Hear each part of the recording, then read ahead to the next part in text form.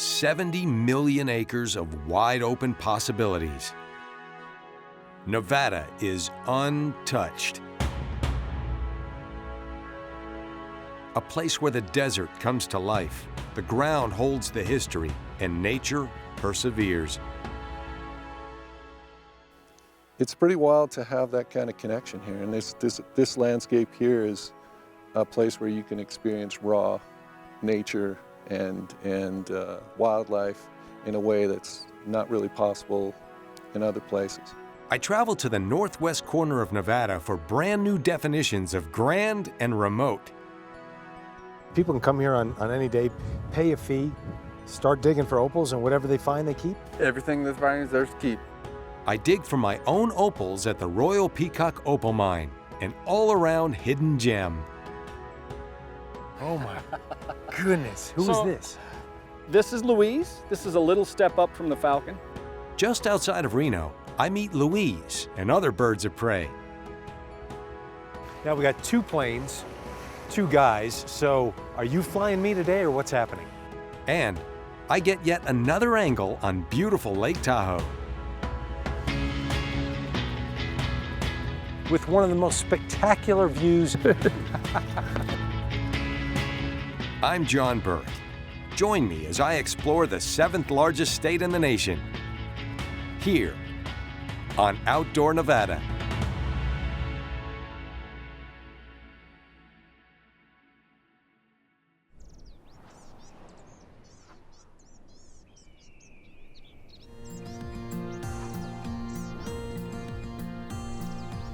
Well, here it is, the Sheldon National Refuge.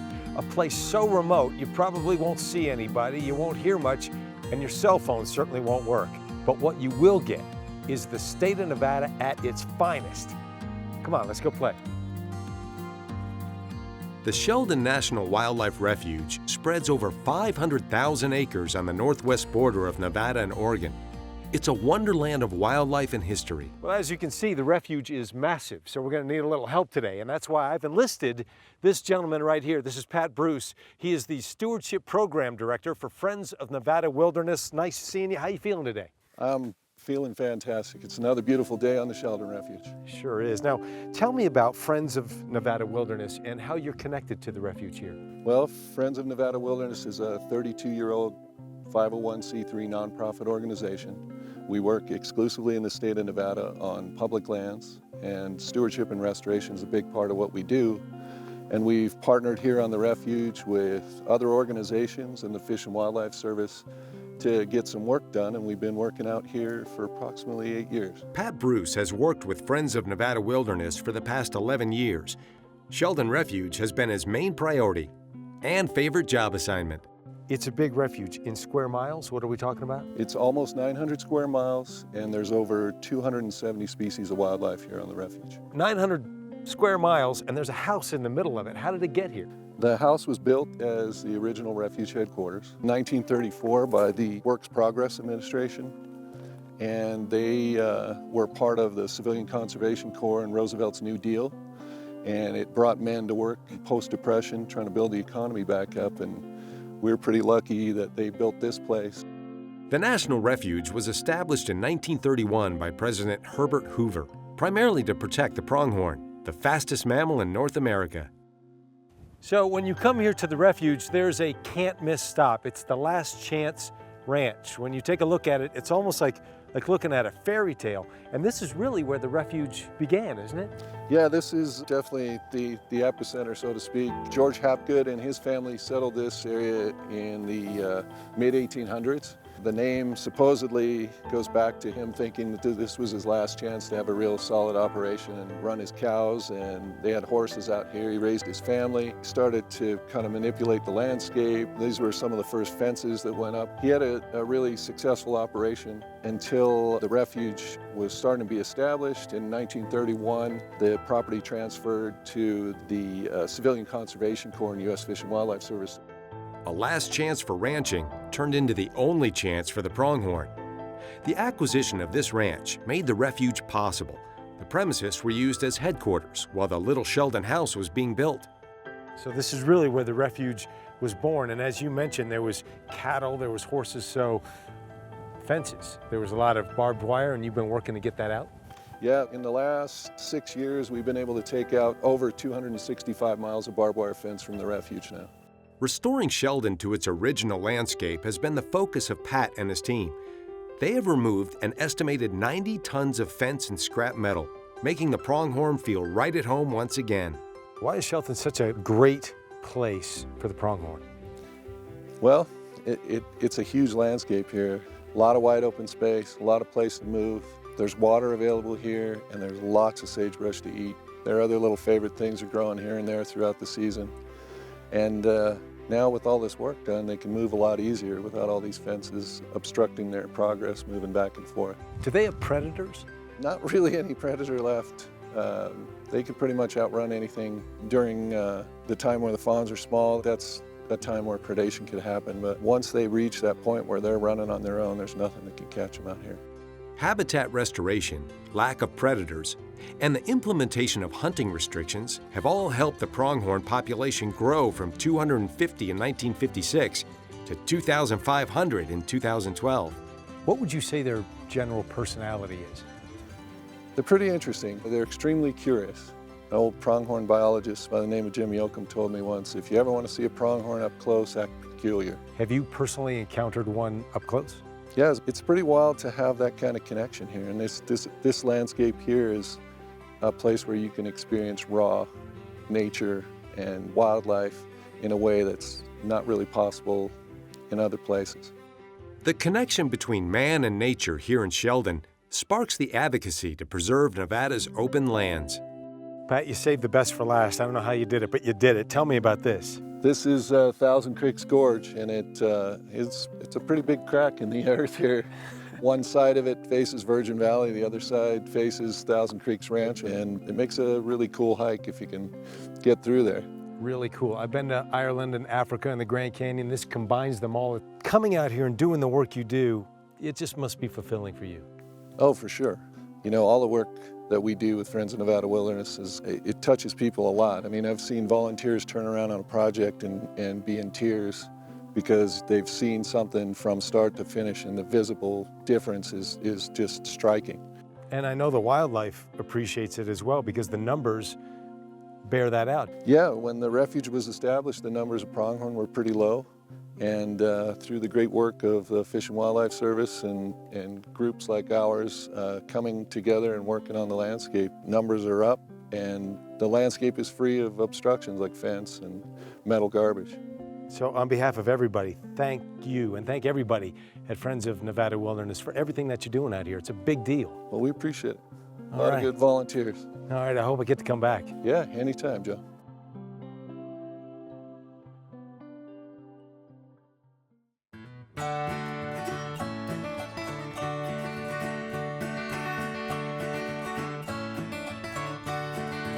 Sometimes the state of Nevada just reaches out and gives you its gifts. Sometimes you got to work for it. Right here in the heart of the Sheldon National Refuge at the Royal Peacock Opal Mines, you got to dig a little deeper. Seasoned rockhounds know the Virgin Valley area as a producer of bright and beautiful opals. At the Royal Peacock Mine, you can look for your own gems. When did this mine start? It was guesstimated that 1905 is when this place first started, and it wasn't heavily mined until 1962 or 61. Jake Anderson manages Royal Peacock alongside his mom, Julie. The mine has been family-run since 1944 and open to the public as a pay-to-dig mine since 1981. A Royal Peacock Opal, what does that mean? The Royal Peacock is basically it's an opal within an opal. There's a black opal with white opal around it, so it looks exactly like a peacock feather. So that's where we get our name. People can come here on any day, pay a fee, start digging for opals, and whatever they find, they keep? Everything that's fine is theirs to keep, absolutely. But if you were to find a piece like this, then jewelers would go crazy over it. Because, I mean, this is like a $2,000 piece. No right kidding. Mm-hmm. What about this long one you've got in your This hand guy, here? he's probably anywhere from $2,500 to $3,500. Wow, now that you present it, I totally get the attraction. I didn't realize that they could be so valuable. By rake, pick, or shovel, to find opals, you need to move material around. People from all over the world come here hoping to hit pay dirt. Look at the fire in this piece here. Wow. Is that opal? Yes. Is it in wood? Yes, sir. Wow. Just found that right on the ground. You just found that? Mm-hmm. Dadgummit. Happened. It happens. It just did. Wow, all right, well, good for you. Let me. You can have that. Really? Yep. All right, I'm gonna tell my friends I found it. Ha, there you go. But Nobody's I gonna still know want the to difference. find one on my own. Right, yes. That's the fun part. Oh, no. Maybe over here. Tell me how these opals got here. Basically what you need is a hydrated form of silica, so there needs to be volcanic activity here. There needs to be ash, and there needs to be a void, something for that silica to replace, and in this case it happens to be a forest. People tell me that this is the birthplace of the Yellowstone volcano, so what Yellowstone looks like today is what this place looked like all those millions of years ago. Lush forest and whatnot. Oh hey, there's one right there. Come on now, did I find one? I found one. Oh my goodness. I got That's one. what it's all about. I got right one. there. I got one. I got one. Uh-huh. Yeah, and So, that's black, so I mean that's the rarest of the rare right Well, there. you gotta know what you're doing. Well, I kind of feel like I'm on a roll, so I'm gonna check out your gift shop. But Yeah, that's the not only bad rare. for a beginner. That's not bad, I'd say, for sure. That's pretty good. I knew you'd like this guy. Now I like him even better. You're one of my best friends. Thank you, buddy. You're welcome. I got one. The rarest kind, black opals, are also the official gemstone of Nevada. Looking at the stone, I ponder its mysterious nature, much like ancient civilizations once did. All right, well, all the tools have been returned to the gift shop, which, by the way, is hopping. It's the place to be. Yes, it is. I had a blast, man. Thanks for having me. Yeah, thank you. This is the place to be. I'm telling you, if you're looking to get outside, have some family fun, come here, find out for yourself.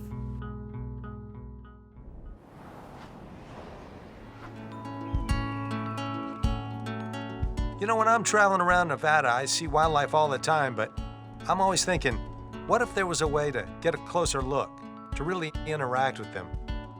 Turns out there is. Today, I'm just outside of Reno at the Animal Ark, where Raptor Adventures offers a unique opportunity to get up close and personal with some of the deadliest birds on the planet. Jim, nice to see you, Nice sir. to meet you. Glad to have you out. Man, am I glad to be here. How did you get into this? How did your interest begin? Well, when I was a kid, I had a little learning disability called dyslexia. And a fourth grade teacher helped me read a book called My Side of the Mountain. And it clicked with me. You know, it's about a kid who runs away from home and trains a falcon called Frightful. And ever since that fourth grade book, I've been influenced by it. You could say Jim Tigan, owner of Raptor Adventures, has a little bit of experience with birds of prey. He has practiced falconry since the age of 16. You know, it's a really rare thing that you're doing. You're allowing people to interact with these animals on a different level than they get anywhere else. What's your goal with this? What are you trying to accomplish? We like to say this is where wildlife comes to you. So you get a chance to understand the personality of the birds and understand their behaviors, a little snapshot of what they're thinking, and we think that increases the appreciation for the birds that are in the wild. Now, how many do you have? We have about, currently, our numbers change because we do breed some birds in captivity. We have about 14 different birds right now, 5 or 6 different species. And one really smart dog. Annabelle, she's a real special dog. Annabelle, a wire-haired pointing griffin, may not have feathers, but she fits right in with these skilled hunters. So this is Wilma. Hi, Wilma. Wilma is captive bred at our facility. She's a lanner falcon. Okay. The lanner falcon is not native to North America. It's a Mediterranean species. And the reason we use a lanner falcon is they are higher heat tolerant. Our North American birds, the prairie falcon and the peregrine falcon, they're not nearly as heat tolerant. When it gets hot, they go somewhere else. But since what we do all year round, we need birds that can handle the heat. Unlike many raptors, the lanner falcon tends to hunt in pairs. Rather than executing a diving technique, this species flies horizontally to catch its prey. And what is her personality? This is the sweetest bird I've ever had. Really? Yeah. So as I do this, I'm gonna tie this knot. This is a falconer's knot. Okay. This is the same knot that falconers have been tying since before the birth of Christ. Now, does she respond to verbal commands? In other words, does she know whether or not you're angry at her or speaking nicely? No, not really. You know, birds of prey generally, there are some exceptions, but birds of prey are generally pretty reptilian. And I know that, I don't mean that to sound bad, but most of her brain is designed around those eyes. I've had this species up at 5,000 feet where I can't even see them and put a piece of meat on my glove and they'll drop out of the sky and come in for it. So subsequently, they have big eyes and a small brain. With a body built to kill, every piece of this bird's anatomy revolves around heightened senses and the ability to ensnare prey. Tell me more about her eyesight, because when she looks at me, it feels like she's looking right through me.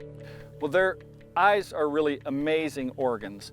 They have two fovea, which is two focus points in each eyes. So they have like triple stereoscopic vision. If you look very carefully, you'll see this little membrane. It's a blue flash.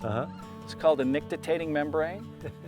And that wipes her eye clear. And then right before impact, when she's going to hit that wood duck, she'll close that nictitating membrane to protect her eye from any debris. Of course. That might come flying off the wood duck. Absolutely beautiful. I know people have seen hawks flying through the sky, or maybe you'll see one on a random telephone pole, but to have one on your fist, this is a once-in-a-lifetime opportunity. This is awesome. Looks like the pressures of the spotlight have started to wear on Wilma. Hey, look, not everybody's cut out for my job. Oh my goodness. Oh my goodness. Who is this? This is Louise. This is a little step up from the falcon, obviously. So you know how to hold a falcon. So holding an owl is the same way. Okay. Same knot, falconer's knot. So Louise is a Eurasian eagle owl. This is another species that's not native to North America. Adult female Eurasian eagle owls weigh between 3 and 10 pounds. In the wild, they can catch and carry prey up to 4 times their own weight. Reach in here and feel these talons. Just feel this one right here. You feel that groove? Yeah. You know what that is? No. You ever seen a dagger, military knife with a groove in it? Yes. It's called a blood groove. And she's got one. She's got it. When she grabs her prey with those talons, she punctures in, tries to get an organ, and if it's a spleen or something, it bleeds out through that groove in her talon. Nature is amazing. It is amazing. She actually has scales inside her feet. Check it out. So this is how this muscle, put your hand right up here and feel this muscle way up here. Grab it like you would a muscle.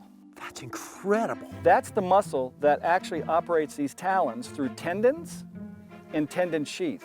So when she grips her prey, she has a mechanical lock like a vice grip. She doesn't have to continue with her muscles. See. It just automatically It just automatically clamps. And if you take your hand and straighten this toe out, you'll feel it click. Keep going, straighten it out. Yeah. You feel that click? Wow. That's the tendon sheath actually gripping the tendon that you're trying to flex. This agile assassin isn't all kill all the time. Lucille has a gentler, loving side as well. And she has a relationship with the dog? Yeah, it's crazy. She was on a long flight from New York. She was supposed to go to a zoo, and the zoo backed out, and we brought her home. We made a nest for her on the couch and got up an hour or two later, and we found her cuddling with Annabelle. Come on. Come on. No, I'm serious. It was a trip. After 6 years together, Annabelle and Lucille still share an everlasting bond. Now, who is this, and what kind is it? This is Zozo. Zozo? Zozo is a Harris hawk. Harris hawks are a really interesting species. They have a narrow range, South America, the desert Southwest down to South America. Now, Zozo just took off. You don't seem alarmed at all. Well, this is what she does. If you look at her, you'll see she's hunting. She is already, Yeah. So she's gonna fly right there. Okay. You face her, you tap your glove and call her. Up. Very good. She's checking you out. She's checking to see if I'm confident. Yeah, I think so. There you go. There you go. We did it. We did it. Can we show them? Can we show everybody? We did it. Thrust her forward and she'll go back to the tree. We'll go back to the tree. Go on. One of the most popular birds in falconry, The Harris hawk trains easily and socializes effortlessly with its owner and other birds. What is it you love about this? Once you've had a wild creature that you've trained to hunt, catches game, and you share the game and cook it on a campfire in the deserts of Nevada, then you're sold. I wish I could stay with these birds forever, but the time has come to fly away to my next adventure. You know, when you travel on the highways and the byways of Nevada, you'll see lots of wildlife. And if you're lucky, maybe on some days, it might include a hawk.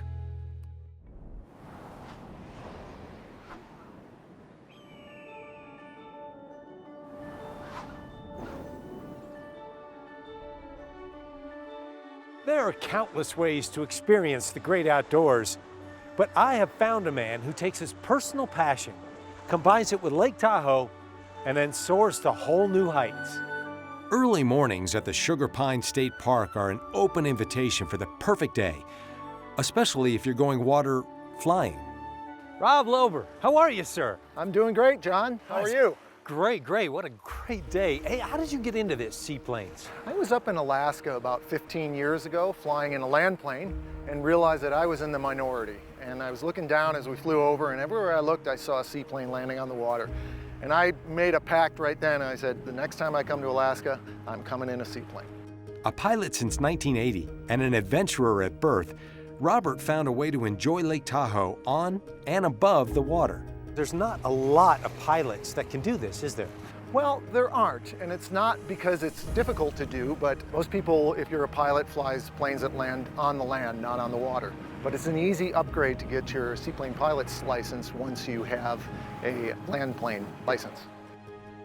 At the turn of the century, many European pioneers attempted to create seaplanes. The first successful flight landed in 1910, piloted by Henri Fabry from France. The U.S. followed with the introduction of the Curtiss Model E in 1911. Designed by aviator Glenn Curtiss, the seaplane was soon incorporated into the U.S. Navy. Later, seaplanes became an important part of World War I and World War II. And tell me about flying seaplanes and its relationship to Tahoe. It goes way back, doesn't it? Way, way back. In fact, the first seaplane landed in Lake Tahoe in 1919. But then by 1946, we already had a commercial operation on the lake. And Howard Hughes had a moment with it, didn't he? Howard Hughes had a seaplane, and he had a place up in Crystal Bay that he flew into. Founder of Hughes Aircraft Company, Howard Hughes set a world record flying around the world in 91 hours. He beat the previous record held by Wiley Post by almost 4 days. So let's talk about the planes themselves. There's different kinds. I see we've got two here today, but they look very different. They are. So they're both seaplanes. The one down there would be called a float plane. You see that, it's on the pontoons. This is a flying boat. This one lands on its hull, that one lands on the floats. But these happen to be amphibious aircraft, so they can also land on land. Now we got two planes, two guys. So are you flying me today, or what's happening? You know, I'm going to put you with my good buddy Pierre. Pierre Redmond got hooked on seaplanes about 7 years ago. It combines two of his favorite things, flying and playing on water. Hey, Pierre, it's John. Hey, good to meet you, John. Nice seeing you, sir. What a beautiful day. You couldn't have picked a better one. Tell me a little bit about the plane that we're riding in today. Oh, this is a 1964 Cessna Model 182. Hey, how high are we going? Today, Tahoe's at about 6,200 feet above sea level, and you know, depending what you're looking for, we get different perspectives from being 500 or 1,000 feet above that, but probably not much more than, say, 7,200 feet. That's good enough for me. Yeah. Let's get going. All right, let's go flying. Woohoo!